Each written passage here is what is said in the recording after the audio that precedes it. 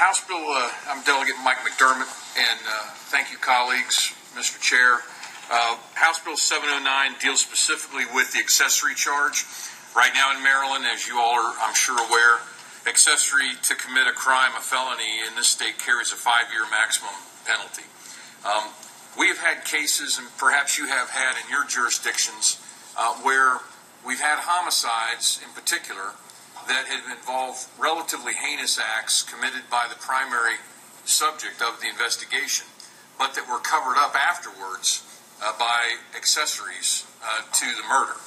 And you're going to hear from, in this case, you're going to hear from a couple of victims' family members today, and our state's attorney from down on the shore, two of our state's attorneys, to talk about how we need to enhance this crime specifically as it relates to first and second degree murder.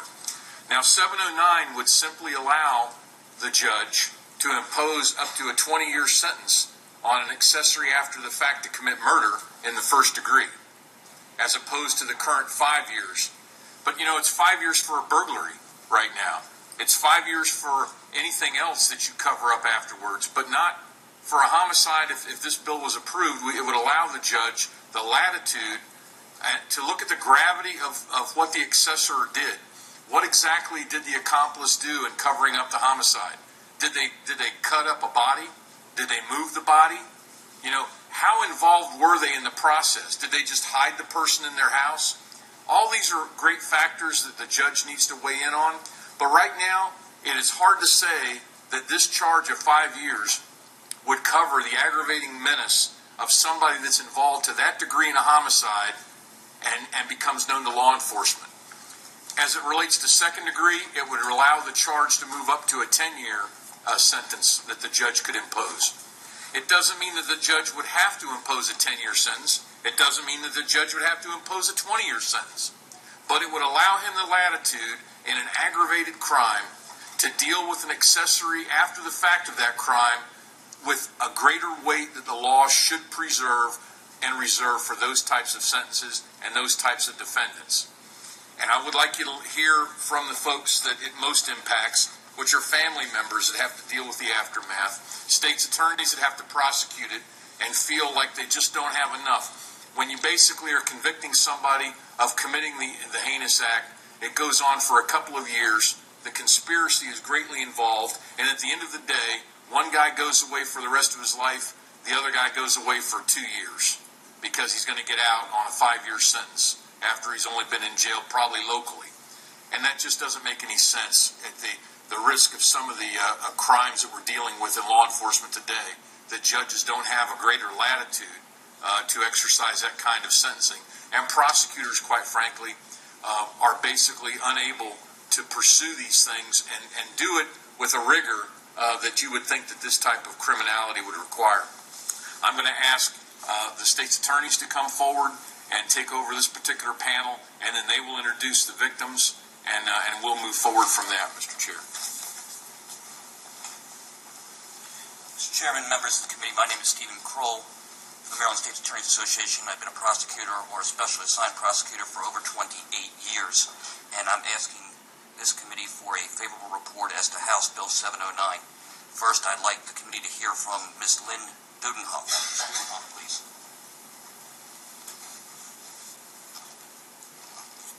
Hi, my name is Lynn Dudenhoff, and I want to thank every one of you for listening to me today. My daughter, Christine Shetty, was murdered on November 13th of 2007. It took us 2 years, 3 months, and 7 days to find her remains. They were in Snow Hill. We are dealing with accessory after the fact. The woman that was charged with accessory after the fact, she didn't physically hurt my daughter. Her boyfriend and her cousin murdered my daughter. From her eyebrows down, her face was shattered.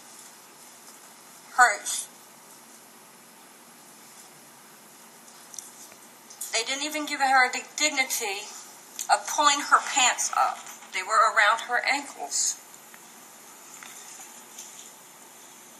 Now, Tia, she was the girlfriend of one of the men. Her cousin was the other individual that murdered my daughter. She, in her words, said, "All I did was drive the car." Yes, she drove the car. She knew my daughter's body was in that car. She had her children in that car as they drove my daughter's body to Snow Hill. They had to wait because there was a bed and breakfast that they had worked in previous. They had to wait because I believe there was to my recollection, there was a police car in the parking lot right next to the bed and breakfast in Snow Hill. So they had to wait. They broke into the cottage. There's a bed and breakfast, and they have cottages. It's really a nice little place there. But her and her children went upstairs, waited for the police to go, and she waited as her boyfriend and her cousin buried my daughter in a shallow grave. For this, she was only looking at 5 years. Okay? When she was arrested, and by the time that we got to court, she had already done 200 and something days. Thank God she burglarized and got into the cottage. That gave 10 more years. So for her breaking into the cottage, waiting for the police to go so they could bury my daughter's body, she gets more time for breaking in instead of driving my daughter's body in the trunk of her car with her children and the murderers.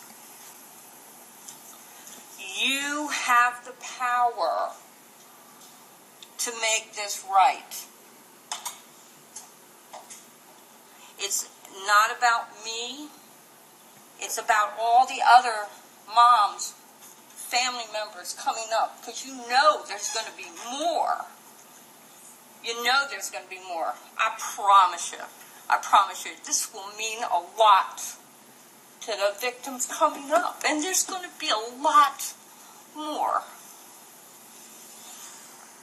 I thank you for your time. Let's just make this right for everyone. Thank you.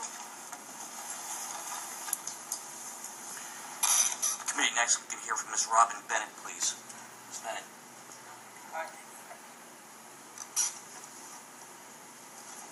My name is Robin Bennett, and my daughter was murdered December 4th, 2010.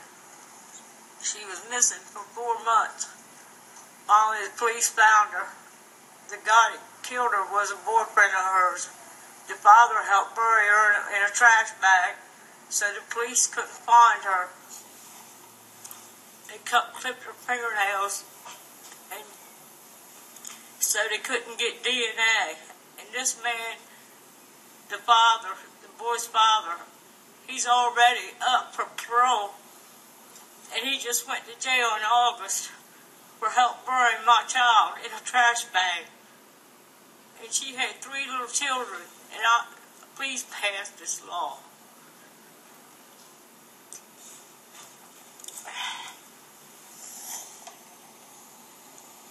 I'm going to ask that the committee next hear from the state's attorney for Worcester County, the Honorable Bill Oglesby.